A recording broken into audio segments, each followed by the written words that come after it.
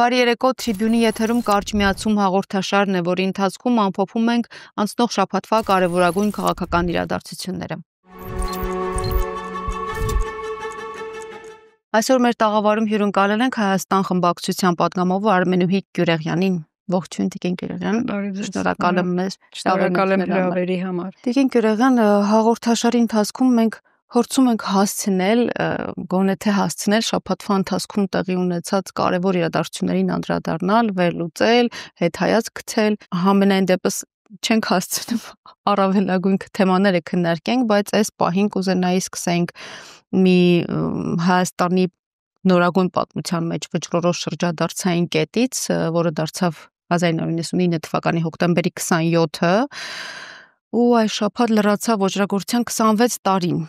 բայց մինչ օրս այդ բոլոր խոստումները, որ կգանք ամեն ինչ կբացահայտենք, կգանք էս կանենք, այն կանենք, Նաիրի Հունանյանի հետ հարցաքննություններ են, որ վերջին 6 ամսվա ընթացքում ամենաինտենսիվ այցելված խուցն է եղել քրեակատարողական հիմնարկում։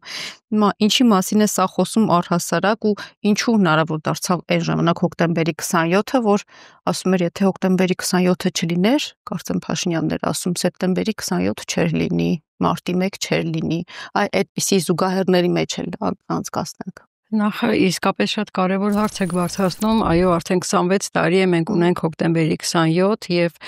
7 տարի է այս իշխանության օրոք ունենք հոկտեմբերի 27 եւ իրենք չմոռանանք, որ իշխանության եկան նաեւ հենց հիմնականում առաջնային նման խոստում տալով, որ իրենք բացահայտելու են հոկտեմբերի 27-ը, բացահայտելու են մարտի 1-ը եւ 7 տարի շարունակ առայժմ ոչ մի բացահայտում եւ դուք նշեցիք ինքներդ, որ 6 ամիս է Նաիրի վերջին 6 ամսում առավել հաճախ այցելվող խուցը Նաիրի Հունանյանի խուցն է։ Հետաքրքիր ինչ են ուզում լսել Նաիրի Հունանյանից, որ չեն կարողանում լսել։ Սա շատ կարևոր հարցադրում է ինձ թվում է, որովհետև նրանք ուզում են ստանալ մի բան, որից հետո արդեն կարողանան միևնույն է իրենք ոչն է այդպես, հա, ուղղակի մեղադրանք հնչեցնել, հետո ապացույցներն ինչ կարևոր է որ լինեն, բայց գոնե մի բան լսեն այդ որից կարճեն եւ մեղավորներ ճանաչեն, մեղավորներ նշանակեն, իսկ մեղավոր նշանակելն ու մեղավոր ճանաչելը այս իշխանությունների եւ հատկապես Նիկոլ Փաշինյանի համար դա շատ սովորական մի բան է, այս վերջերս ես իմ տարբեր ելույթներում նշում եմ նրա պայծառատեսության մասին, հիշենք Փարաքարում, երբ համայնքի ղեկավարը սպանվեց, ուղիղ հաջորդ օրը կառավարության նիստում նա սցենարն է նկարագրում եւ ինքը ուղղորդում է, որ դա ընդհանրապես վրեժխնդրություն է։ Նույն բանը արեց 15 զինվորների ազատի կացարանում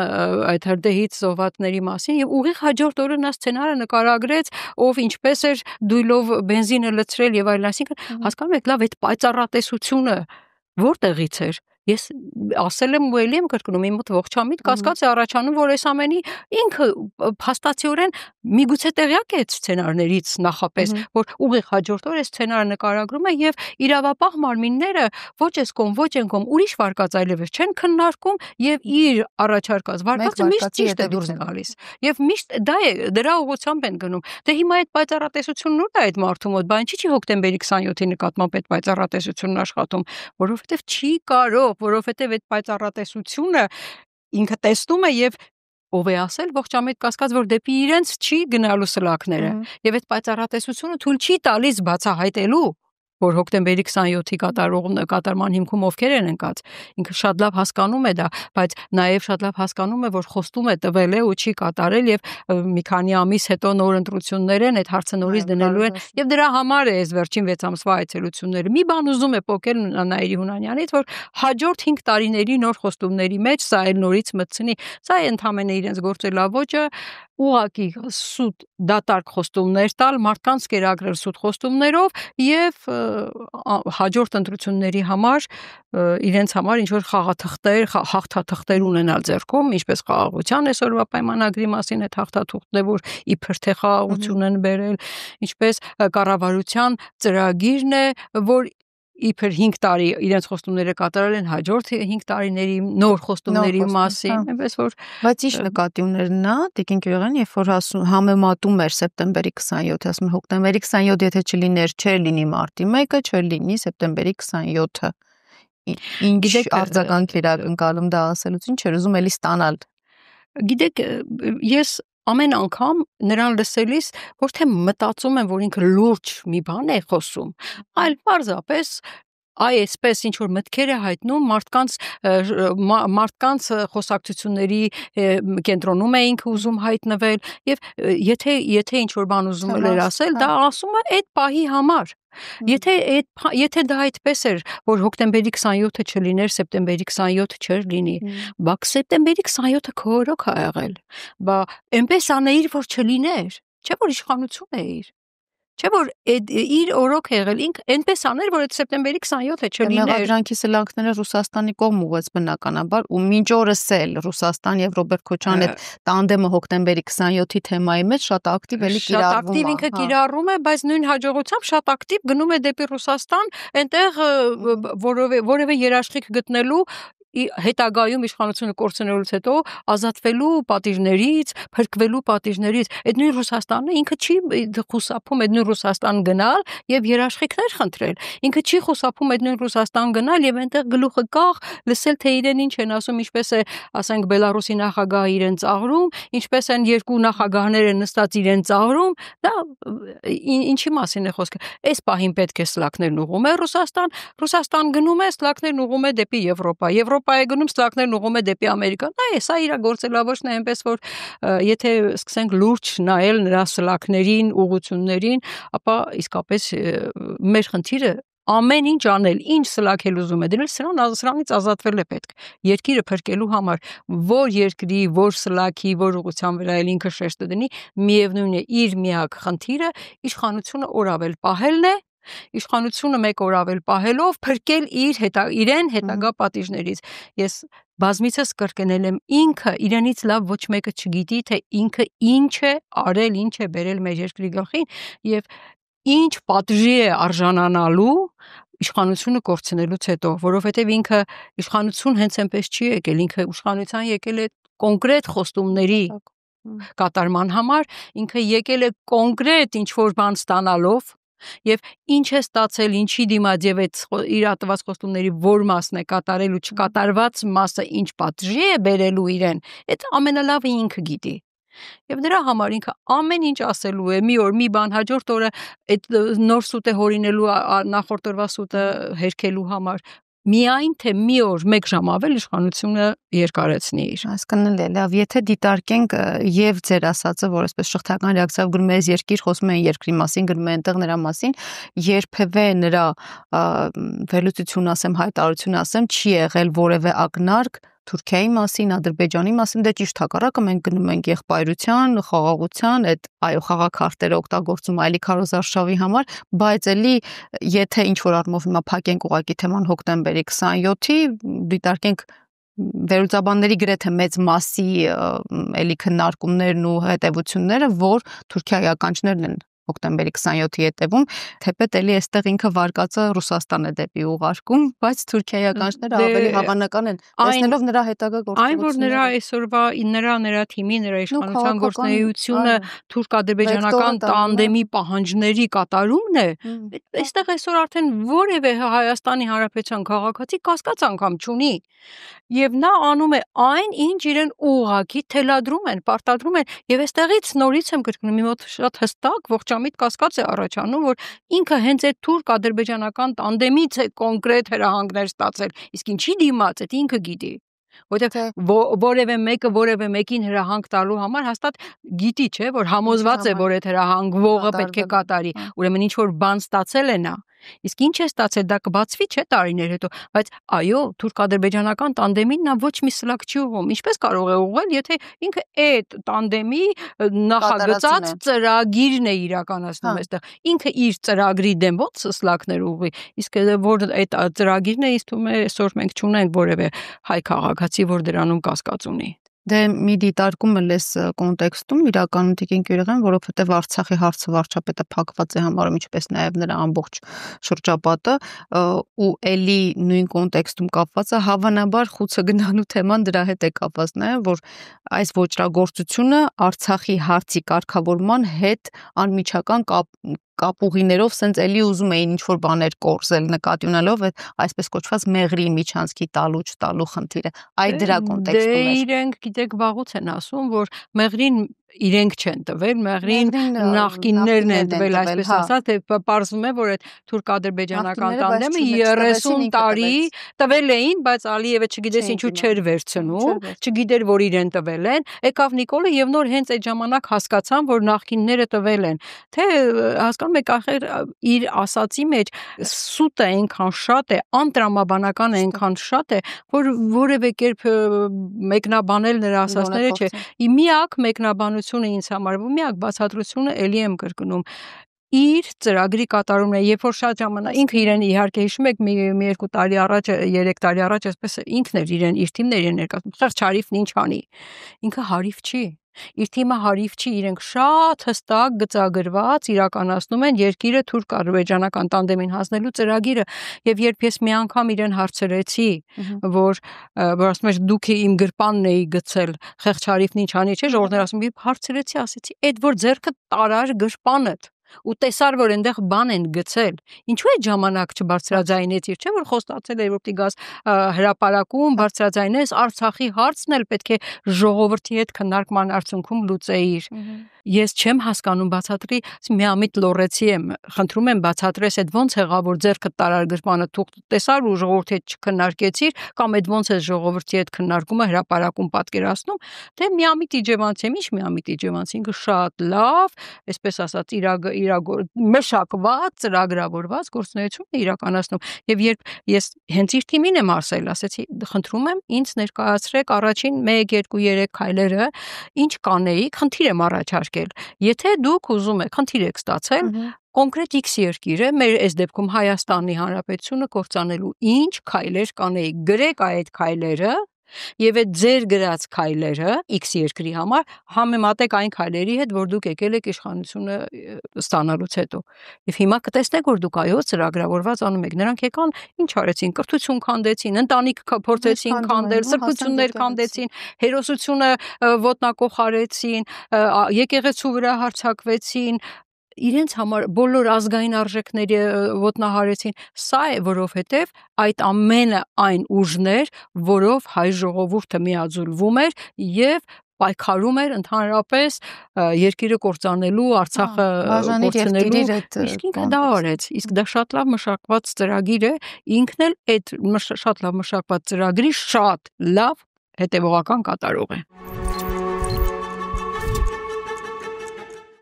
Այդ հիշեցիք խեղճ Հարիֆն ինչ անի, բառացիոն հենց հոկտեմբերի 27-ին ԵԿՄ նախագահը նույնատիպ արտահայտություն արեց, թե մարդը մի բան ասել է, որ ասեց Արցախը Հայաստան է եւ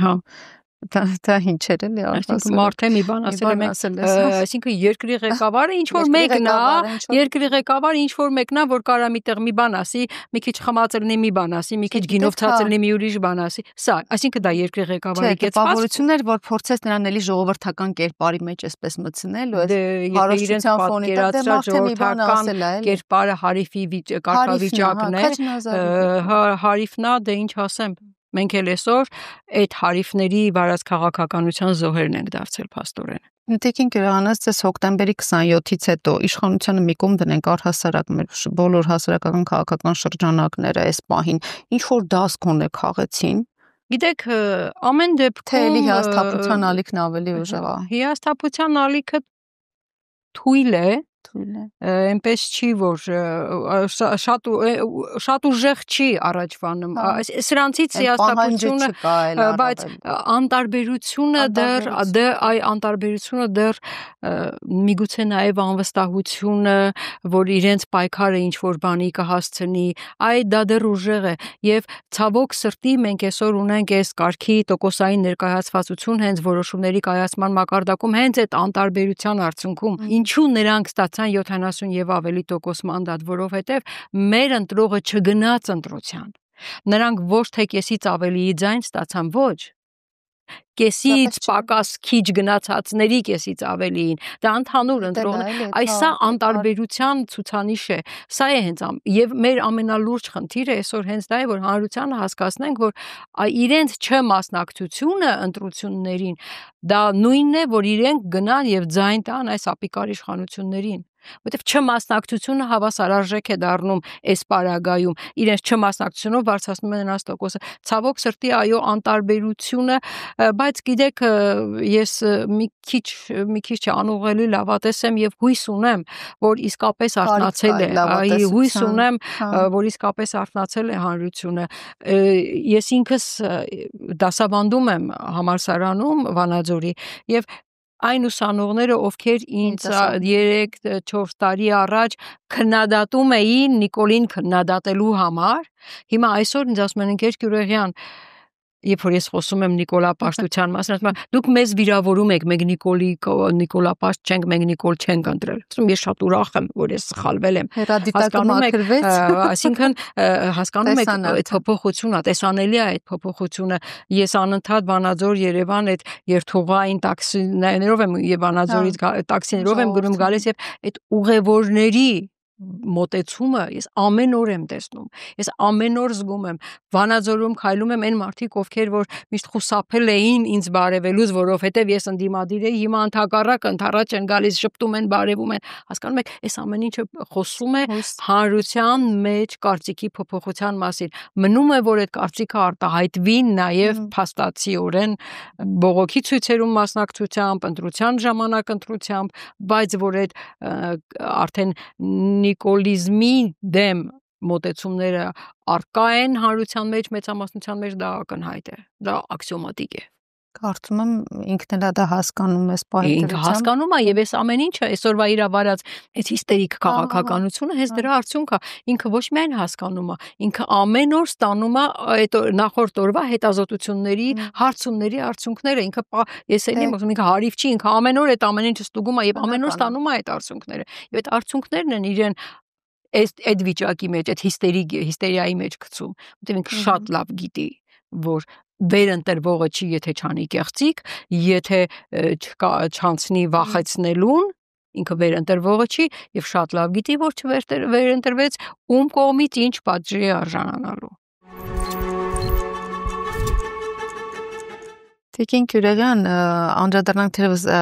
արդեն տիմ ընտրությունների եւ իմպիչմենթի հարցերին,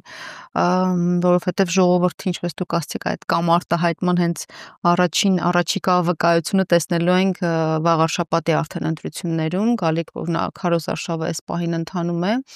բայց քանի որ շատ ցայտուն ունենք Գյումրիի պատկերը այս պահի դրությամբ, դուք էլ ասացիք, որ Գյումրիում տեղի ունեցածը հարձակում էր ժողովրդի քվեի վրա հենց։ Եկեք մի քիչ բացենք այդ ձեր ասածը հարձակում քվեի վրա եւ առհասարակ հասկանանք, այստեղ էլա նույնը կրկնվելու, նույն մոդելը էլի աշխատելու, որ եղավ Վանաձորում, որ եղավ Ալավերդիում, ինչպես տեսանք, որ Գիտեք, իրենք անընդհատ այսպես, չէ, այս ամպագորգոր ասում են մենք բաստիոն ենք եւ ընտրությունները չենք կեղծում։ Բայց իրենք ընտրությունները չկեղծելուց հետո, եթե իհարկե չեն կեղծում, ես մի քիչ կասկած ունեմ, էլի ողջամիտ կասկած, մի քիչ հետո կհիմնավորեմ ինչու։ Նայեք, ընտրությունների արդյունքները գրանցելուց հետո իրենք անմիջապես հարձակվում են այդ արդյունքների վրա։ Սա ավելի վատ է, սա մեծ հանցագործություն է, հասկանում եք, այսինքն ինչ է նշանակում, մարդը գնում է ընտրության, ինքը ընտրում է այս կամ այն ուժին, բայց այդ մեծամասնության կարծիքը անտեսվում է եւ ինքը նշանակում է իր սրտի ուզած ղեկավարին մեկին օրենքով, ինչպես Վանաձորում ԺՊ 4 տարի հեքիաթի նման բան է, երեք Եվրանեսներ այսքանի օրը, այդ падգամավորներին հարցնում ենք, դուք որևէ տեղ որևէ օրինակ ունեք, որ ընտրված ղեկավարին, գիտեք, հարց էստեղ ղեկավարը չի, ասում են, բա Մամիկոն Ասլանյանի նկատմամբ ինչ որ գործ եք հարցել։ Այդ լավ գործ եք հարցել, բայց մարդիկ գնացել են ընտրել են այդ ուժին։ Ուրեմն ղեկավարությունը այդ ուժինն է։ Որ Մամիկոն Ասլանյանը չի, թող լինի Պողոս Պողոսյանը, բայց ուժին են ընտրել։ Դու ինչու ես այդ ընտրությունը այսպես խեղաթյուրում եւ նշանակում մի ուժի ներկայացուցիչ, որ ընդամենը 3 թե 4 մանդատ է տարել։ Եվ այն պարագայում, որ այդ 3-4 մանդատն էլ այդ մարդը տարել է իրեն ընդդիմադիր հայտարարելով։ Դե արդեն այդ ուրիշ խնդիր է։ Նույնը Ալավերդում հայտարարություն էր, ոստիկանությունը շրջապատում է, ավականու անդամին չի թողնում։ Նույնը եղել է Սիսիանում, նույնը եղել է Վարդենիսում, Բերդում, հասկանում եք, անընդհատ իրենք չեն հանդուրժում ընտրությունները եւ Գյումրին նորից Գյումրիում էր երկրորդ անգամ այդ նույնն եղավ չի առաջ Գյումրիի առաջին անգամ էլի ընդդիմությունը ըստ էության համենայնպես ԿՊ-ն չհաղթեց եւ ինքը չմարսեց եկավ հասցրեց արտահերթի իրավիճակի արտահերթում նորից պարտվեց հիմա արդեն գործեր փարակարում առավել վատ ես ոչ մի կերպ չեմ կարող ընդունել այդ փաստը որ սպանությունը դա իր ներքին արմատներում ընդդիմադիր լինելու հիմքով չի այսինքն վրեժխնդրություն դժվար է այն մարդուն ով որ իրականում որպես վրեժխնդրությամբ հանդես եկող արել է նրան կաշառել ու ասել գիտես դու այդ գործը արա ես քեզ կազատ ես այդ ողջամիտ կասկածը ունեմ ես վաղուց տարբեր այցանների տարբեր հարթակներից ասել եմ հետ դժվար չի այո եթե մենք սարքում ենք ինչ որ գործ եթե իրենք սարքում են պետք է մտածված սարքեն պետք է իրենք կաշառեն կամ համոզեն այն մեկին որը որպես վրեժխնդիր կարող է անցնել որտեվ իրանց գաղափարը վրեժխնդրություն անցկացնելն է դերակատարին էլ որպես վրեժխնդիր պետք է անցկացնեն հեչ դժվար չի դա այդ մանկապարտեզի երեխաներ նման սցենար կարար գծեր եւ այսօր իրենք այդ են անում իրենք ուղղակիորեն հանցագործություն են իրականացնում հարձակվելով թիմ ընտրությունների արդյունքների վրա եւ նույնը հիմա տեսեք վաղաշապատում է արդեն իրենք այսօր մի շաբաթ չկա որ ընտրարշավը սկսվել է արդեն օրենքի խախտումները բազմաթիվ են ընտրարշավ չի կարելի ասինքն բարեգործություն անվան տակ իրենք նվերներ են բաժանում երեխաներին ինչի այդ երեխաները մինչև այդ համայնքի երեխաները չէին այդ նվերի կարիքը չունեին ու այն բարագայում որ այդ բարեգործություն իրականացնողը ցանկի երկրորդն է ցանկի առաջինն էլ ելույթ է ունենում այդ դրանից լավ խախտում օրենքի կամ նույնիսկ գիտեք ինչ խախտում են բայց նույնիսկ այնքան անգրագետ են որ այդ խախտումը բարձրաձայնում են այդ մեխակյան կարծեմ հայտարարում է ասում է վերջին 2 ամսում կառավարությունը արտահերթ որոշակի ծրագրեր է ֆինանսավորել վաղաշապատում իրականացնելու համար այդքան գոնե խելքը չի հասնում որ չբացահայտի այդ ամեն ինչը այսինքն կառավարությունը բացահայտ հայտարարում է կառավարության ֆինանսավորման աջակցության մասին ընդդիմադիր ուժ ոնց ընդդիմադիր չէ առաջադրվող ուժին բայց դրանից լավ կաշառ դրանից լավ կոռուպցիա ամեն օր իրանք երկու բրենդ ունեն, չէ՞,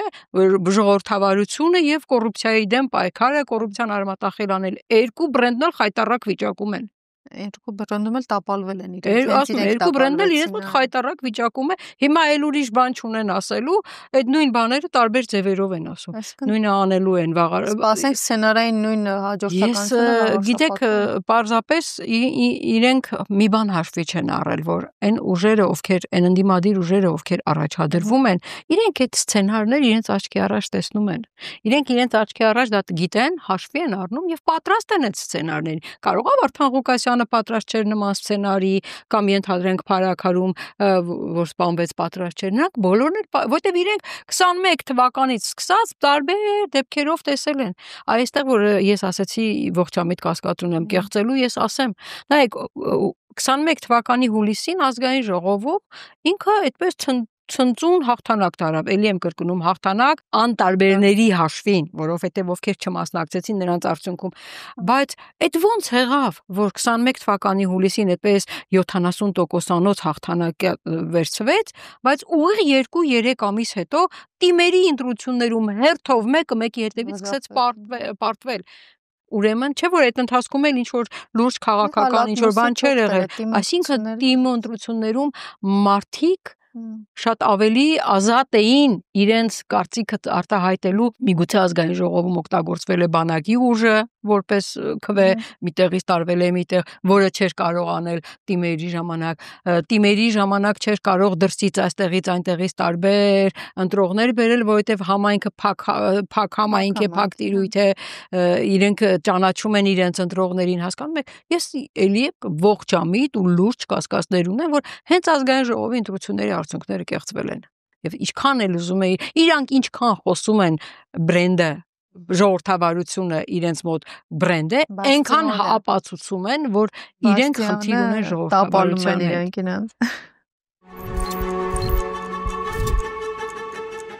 Տիկին Գյուրեղյան, իսկ եթե խոսենք արդեն լավ, թեկուզ մանր տապալելով կգնան, ամեն դեպքում էլի վերլուծում են, որ այդ փոքր իրենց ճակերտավոր հաղթանակները իբր դա անում են հենց դրա համար, այդ նույն ձեր ասած կեղծիքի համար, որպեսզի կեղծեն արդեն գալիք ընտրությունները, բայց մի խոսակցություն էլ է արդեն շրջանառվում, թե պետք իրենք անընդհատ դրա մասին նույն պատասխանն են տալիս, որ չի կարող լինել արտահերթ ընտրություն։ Այ հիմա այդ հիստերիան, որ կա, այդ վախը, որ կա, արդեն հասկանում է այդ բոլոր հարցումների արդյունքները տեսնում է, հասկանալով հանդերձ իրոք ակնկալենք մենք, ուտե ասում է դեկտեմբերին հնարավոր է անգամ նոր տարուց առաջ հայտարարի հունվարին արդեն արտահերթ ընտրություններ։ Ինչով է դա վտանգելու արդեն եւ impeachment-ի գործընթացը արդեն պարզավոր, չգիտեմ, ուր է գնացել, ուր ենք հասել այդ impeachment-ի գործընթացով արդյոք։ Ես միշտ համոզված եմ եղել, որ եթե ինքը թեկուզ մի փոքր շանս տեսներ արտահերթում հաղթելու, ինքը վաղուց գնացած կներ, հա։ Ինքը հենց դա է, իրեն կանգնեցնում է, հենց դա, որովհետև իրեն իր գործունեությունը ծրագրող ուժերը, չմոռանանք, որ նույնատիպ իրավիճակ են ստեղծել, ասենք Ուկրաինայում, մյուսում նրանք անընդհատ ձգձգում են առաջնահերթ ընտրությունները կամ արտակարգ իրավիճակ, ռազմական իրավիճակ ապահովելով կամ արտահերթով, բայց ես նույնիսկ չեմ էլ անտեսում այդ հնարավորությունը եւ նաեւ նույնիսկ արտակարգ իրավիճակի տեսեք, որովհետեւ վերջերս իրենք ինչու է ինձ մոտ այդ կասկածն առաջացել, վերջերս իրենք բերել են ընտրական օրենսգրքի փոփոխություն, որով ինչ էին առաջարկում, ասում էին, եթե ընտրությունների արդյունքները ժամը 8-ից հետո ընտրությունների օրը 8-ից հետո հայտարարվում է արտակարգ դրություն, ապա ընտրությունների արդյունքները չեղյալ են հայտարարվում եւ ես բարձրաձայնեցի այդ հարցը եւ ասացինք չհասկացա մարդիկ գնացել են ընտրություններն արել են դուք ապահովեք այդ ընտրատեղամասերի աշխարհ մարդկանց կարծիքը դուք ինչու եք անտեսում եւ նաեւ միջազգային հասարակական կազմակերպությունների մեծ աղմուկը բարձրացավ եւ իրանք ստիպված եղան այդ կտորը հետ կանչել այսինքն իրենք բոլոր հնարավոր սցենարները նախապես դիտարկում են եթե դա կսղացնեին այդ լավ էր էլի այսինքն ընտրությունները մինչև ժամի 8-ին կտեսնեին չէ արդեն իրանք կիմանային ամեն դեպքում exit-ը մյուսը կանեին եւ իրենք ենթադրելով հնարավոր արդյունքները իրենք կարող էին իրավիճակ ստեղծել, իրենք արտակարգ իրավիճակ ունենալ։ Հասկանում եք, բաներ կա, որոնք խոսում են միայն նրա մասին, որ իրենք ուզում են ձգել իրենց իշխանությունը։ Ինչով է այդ պայմանավորված է։ Որովհետև ինքը տվել է խոստումներ, որոնք դեռ չի կատարել։ Ես միայն դրանով եմ բացատրում։ Տվել է խոստումներ, որոնք դեռ չի կատարել, իսկ կատարման համար ինքը իշխանություն պետք է ունենա։ Առաջին Սահմանադրություն փոխել, այս ընթացքում չի կարող անել։ Իր հաջորդ խոստումը սահմանադրություն փոխելը բնականաբար բոլորս արդեն այնքան չի ոչ թե Ալիևի Էրդողանի առաջին միակ պահանջն է, եթե իսկապես միակ գլխավոր պահանջը, որովհետև հռչակագիրը, որը սահմանադրության 123-րդ հոդվածով անփոփոխելի է, միայն կարող են հանվել նոր սահմանադրությամբ։ Իսկ դա շատ լավ Ադրբեջանը ներկայացնում է, ասում է ես չեմ ուզում պայմանագիր կնքել այսօրվա իշխանության հետ, ես ուզում եմ կնքել հայ ժողովրդի հետ, դրանից լավ էլ ոնց ասի իրենց բաց տեքստով։ Եվ երեք, երբ որ ես Արսեն Թորոսյանին նորից հիշեցնում եմ Ադրբեջանի մյուս պահանջը 300,000 ադրբեջանցի, դուք նրա խոսնակն եք։ Հա պարզ է, որ դուք չեք ուզում, որ մենք ներկայացնենք Ադրբեջանի պահանջները, որպեսզի ժողովուրդը չտեսնի պահանջի ու ձեր կատարածի զուգադիպությունը։ Այսինքն ոնց մենք չխոսենք Ադրբեջանին, չէ՞ պահանջում դուք լուր ու մունջ նրա ուրիշ բառերով ներկայացնեք, ոնց որ այսօր խոսում են պայմանագիր, խաղաղության պայմանագրի մասին։ Նրանք խաղաղություն չեն բերում ժողովրդին։ Այն խաղաղություն թե պատերազմը, իրենք խաղաղություն եւ պատերազմ են դարձրել։ Նրանք անընդհատ խոսում են խաղաղության մասին, դրանով անընդհատ բառ են պահում վախը պատերազմի նկատմամբ եւ դրա համար հոգեբանական ճնշում, որ պատերազմը անընդհատ մեր դեմոկրատիան կախված է եւ մենք եթե ուզում է այս Սյունիքի այս կտորը պետք է տանք եթե ուզում է ջերմուկի այս կտորը պետք է տանք նրանց ասածը դա է որ այս կտոր պետք է տանք կկվի նման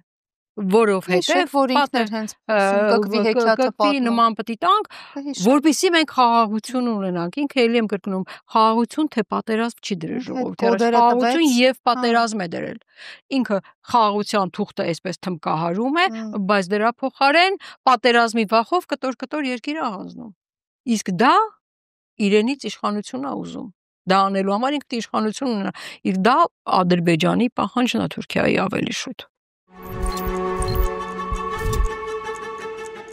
Այս պահի դրությամբ տեսեք, եթե անդրադառնանք խաղաղությանը, դեկին գյուղեղեն մի հատ համեմատական գծենք նոյեմբերի 9-ի հայտարարություն, թե օգոստոսի 8-ի է թռչակագիր կոչված թուղթը, որն էր ավելի ձեռնտու, որն է արդեն ինքնել հասկանում եք, ամբողջ խնդիրը նրանում է, որ նոյեմբերի, իհարկե նոյեմբերին մեր լավ երազանքների փաստաթուղթը չէր, բայց նոյեմբերի 9-ի փաստաթղթում Արցախի հարցը փակված չէր։ Դա ամենակարևորն էր, որ իսկ այսինքն դա հնարավորություն էր տալիս, ես միշտ մաթեմատիկորեն եմ ասում, մենք մեր երկիրը այսօր սինուսոիդի վիճակում է եւ մենք անընդհատ այդ անկում դա հնարավորություն էր այն ներքևի էքստրեմալ կետում հայտնվել, կանգ առնել, թոթափվել, ուժեղանալ, հզորանալ եւ սկսել բարձրանալ։ Իսկ հիմա մենք դեռ ազատ անկման process-ի մեջ ենք։ Նոյեմբերի 9-ը այդ էքստրեմալ կետին հասնելու հնարավորություն էր տալիս։ Էլի եմ կրկնում, դա մեր լավագույն երազանքի փաստաթուղթը չէր, բայց համեմատել, իսկ ի՞նչ է օգոստոսի 8-ը։ Կարող եք ասել, որ ասում եք պահին նախաստորագրված փաստաթուղթ, որից անմիջապես 1 ժամ, 2 ժամ հետո ուղիղ հայտարարվեց, որ կստորագրվի եթե սահմանադրությունը փոխվի, կստորագրվի եթե։ Այսինքն եւ ով է երաշխավորը, ոչ մեկը ադրբեջանցիները։ Այդ փաստաթղթի այնտեղ գոնե նոյեմբերի 9-ում կար պայմանագրի կետերի կատարման երաշխավոր երրորդ կողմ։ Այստեղ չկա այդ երրորդ կողմը։ Այդ երրորդ կողմը այն երրորդ կողմն է, որ նույնիսկ չի հիշում, ասում է այն տղան։ Այն տղան, այն լավ տղա է, ինչ որ մի բան էր ասում, այն տղան, ոնց որ թե լավ տղա էր այն տղան։ Այսինքն, եթե քեզ նույնիսկ որպես երկրի ղեկավար չեն ճանաչում, ինչ նա որ երբեք չի խոստացել, որ պետք է երաշխավոր լինի։ Դա ընդհանրապես ներկա է եղել այդտեղ։ Այդ հիմնական փաստաթղթում նրա ստորագրությունը չկա, Արթուր Խաչատրյանը բազմաթիվ անգամ այդ իրական օրիգինալ փաստաթուղթը ցույց է տվել, չէ՞։ Այն ինչը որ դրել են իրենք կայքում, այն ինչը որ իրականում կա տարբեր է։ Այնտեղ կար երաշխավոր այդ կատարման, այնտեղ Արցախի հարցը փակված չէր, այնտեղ Լաչինի Միչանսկի հարցը փակված, հասկանում եք, անհամեմատ բաներ էին, որը կարևորը որ մեծ հնարավորություն կտար այդ ներքևի էքստրեմալ կետին հասնել, կանգնել, հզորանալ եւ էլի 30 տարի առաջ ոնց հասանք հաղթանակի։ Մի նոր 30 տարի հետո ամենաուշը նորից կհասնեինք, բայց իրենք այսպես ջնջում են այդ նոր 30 տարվա հնարավորությունը։ Ադրբեջանական տանդեմը շատ լավ հասկանում է, որ մեր ժողովուրդը էլի իր մեջ ուժ է գտնելու ու էլի հզորանալու է, էլի հետ է վերցնելու այն, ինչը որ խլեցին մեզնից։ Ինքը շատ լավ դա հասկանում է, իսկ դրա համար ինքը պետք է ունենա սահմանադրության փոփոխություն, որ միջազգային հարթակներում որևէ իրավական փաստաթուղթ չլինի, որ որևէ նոր իշխանություն չգա ու չեղյալ չհայտարարի այս ապիկարի ստորագրած փաստաթղթերը։ Impeachment-ով եկեք ամփոփենք իրականում հաղորդաշարը, որովհետև հարցս ճիշտ է շատ ընդհանրական է, հաշվի առնելով բոլոր այն գործողությունները, որ այս պահին արվել են, արվում են ու չգիտեմ կարվեն թե չէ ընդդիմության կողմից, որն է այս պահին ընդդիմության ռազմավարությունը, որովհետև ռազմավարություն եւ մարտավարություն այսինքն ունեցել եք հաղթանակ, հետո մի պահ էլի դադար, հետո նորից պայքար, հետո ասում ենք չէ, պետքա փողոցը միանա, այսպես այ ձեր ասած սինուսոիդը կա նաև ընդդիմության շրջանում ու առաջիկա ընտրություններում էլ դեռ չկա այն կոնսոլիդացիան, որը այն ամուր կոնսոլիդացիան, որ ժողովրդի մեջ այդ վստահությունը կվերականգնի այս պահին։ Դուք ասեցիք այդ հարցը, ես անմիջապես եկա նորից թիմ ընտրություններ։ Պատկերը բերեց։ Այո, որովհետև մենք ինչու այսօր ունենք այս վիճակը, որովհետև Գյումրիում ընդդիմության հաղթանակը, Գյումրիում ընդդիմության միավորումը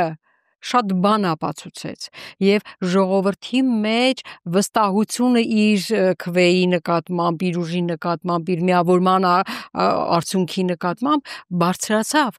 եւ այո մենք նաեւ պետք է այսօր եթե առաջիկայում մենք ունենք թիմ ընտրություններ շատ կարեւոր հանգրվան է այդ ընտրություններում հաղթանակ արձանագրելը այդ ընտրությունները եւ այդ ընտրություններում թիմ ընտրություններում հաղթանակների արձանագրումը միանգամից տարբեր հարցեր է լուծում։ Նախ ցույց է տալիս, որ ժողովուրդը ընդդիմության տարբեր ուժեր, տարբեր գաղափարախոսությամբ, տարբեր կողմնորոշումներով, տարբեր ուղղություններ, ռազմավարական նպատակներ, առաջնահերթություններ ունենալով, ամեն դեպքում բոլորի համար առաջնայինը այս իշխանություններից ազատվելն է։ Բոլոր ազգային ուժերի համատեղման արդյունքում հաղթանակ արձանագրելու հնարավորության ապացույցն է։ Եվ սա նաև այդ ընդդիմադիր ուժերի միավորումը մի կարևոր խնդիր է լուծում։ Ապացուցում է, որ այս ինչի է ի վիճակի մեր ժողովուրդը եւ դրա համար ընդդիմադիր ուժերի այսօրվա առաջնահերթ խնդիրը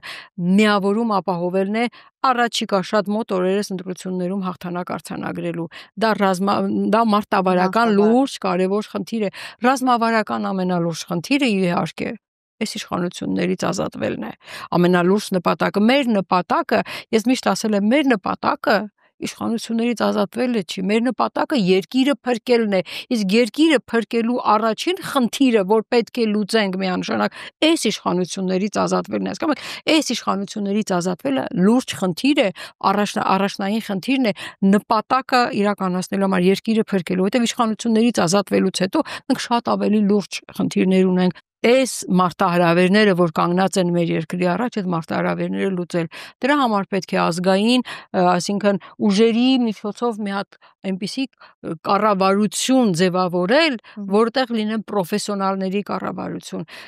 Ով է այն մեկը, այդ մեկը չի լինելու, մեկը չի կարող պետք է լինի այդ պրոֆեսիոնալ խումբը, սա է ռազմավարական լուրջ կարևոր խնդիր, որ ձևավորել է այդ ստվերային կառավարությունը, ով պատրաստ, ով հստակ տեսնում է մարտահրավերները, հստակ պատկերացնում է այդ մարտահրավերների լուծման ուղղությունները եւ պատրաստ է ամենակարևորը կամիկաձեի այդ դերը վերցնել եւ այդ ամեն ինչը իրականացնել, որովհետեւ լուրջ խնդիր է, հեշտ խնդիր չի, բայց առաջին խնդիրը իհարկե է սրանցից ազատվելն է եւ դրա համար պետք է հնարավորինս բոլոր գործիքները օրենսդրական, խորհրդարանական եւ արտախորհրդարանական բոլոր գործիքները օգտագործել impeachment-ը այդ խորհրդարանական մի հնարավոր գործիք է խորհրդարանական իշխանություն ունեցող երկրների համար պետք է փորձել օգտագործել բայց միշտ համոզված եմ եղել որ impeachment-ը որպես առանձին օրենսդրական գործիք ինքը ոչինչ չի տա եթե զուգահեռ չլինի փողոցը եթե զուգահեռ չլինի ժողովրդի ճնշումը այսինքն մենք պետք է երկուսն իրար հետ կարողանանք մեկտեղել Այ հենց որ մեկտեղենք մենք հաղթենք դա ռազմավարություն որովհետև հնարավոր չի միայն հույսը դնել հայտարարել impeachment-ի վրա չէ մինչև փողոցում այդ ճնշող մեծամասնությունը չլինի մենք չենք հասնելու մենք մինչև հիմա ունեցել ենք առանձին այդ մեծ ճնշումներ փողոցում մենք առանձին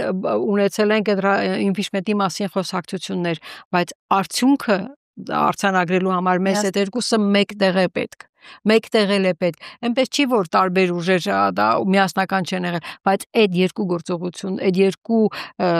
թևերը իրար հետ պետք է միաժամանակյա հանդես գան եւ ես համոզված եմ որ այդ ժամանակ մենք կունենանք արդյունքը գոնե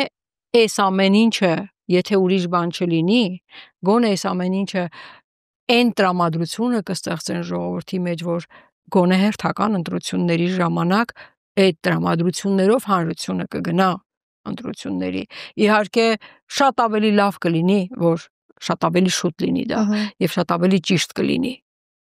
բայց քաղաքական մահապարտներ են պետք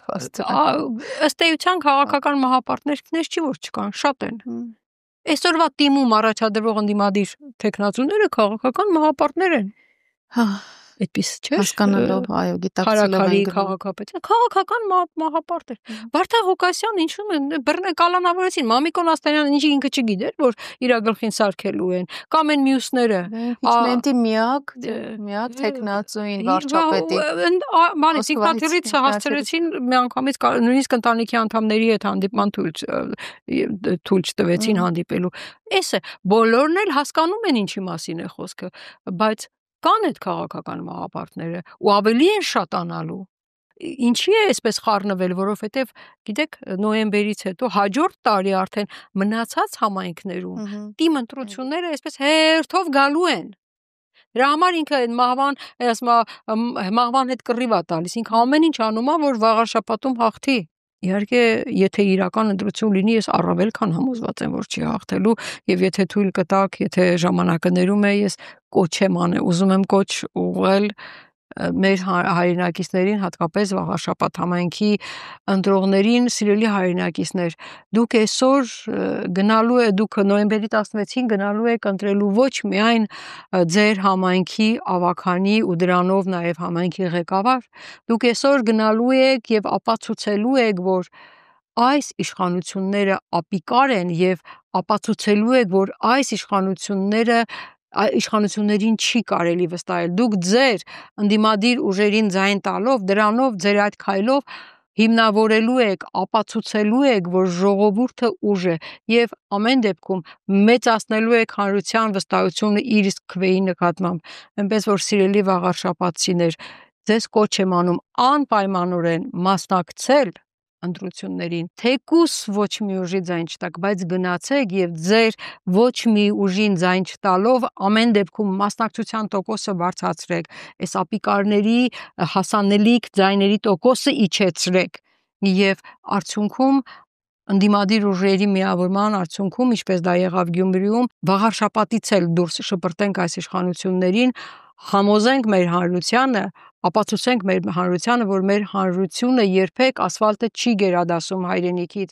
երբեք նա